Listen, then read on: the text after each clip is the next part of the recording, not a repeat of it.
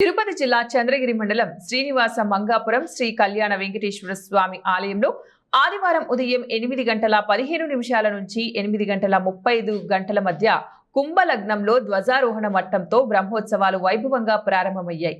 వేద పండితుల మంత్రోచ్చరణలు, మంగళ వాయిద్యాల భక్తుల గోవింద నామస్మరణ నడుమ ఈ కార్యక్రమం శాస్త్రోక్తంగా జరిగింది.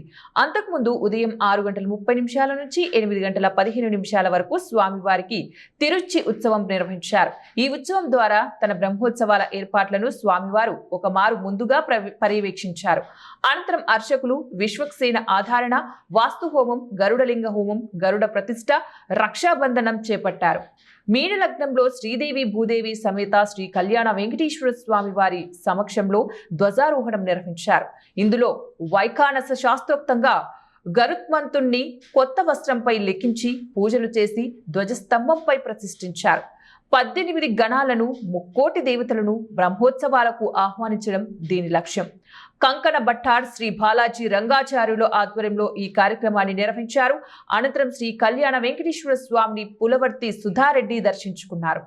ఆలయంలో ప్రత్యేక పూజలు నిర్వహించి తీర్థ ప్రసాదాలను పులివర్తి సుధారెడ్డి స్వీకరించారు. ఆలయంలోని మండపంలో పులివర్తి సుధాని వేద పండితులు ఆశీర్వదించారు. ఈ కార్యక్రమంలో JEO V Veerabrahmam, CVSO KV Muralikrishna పాల్గొన్నారు.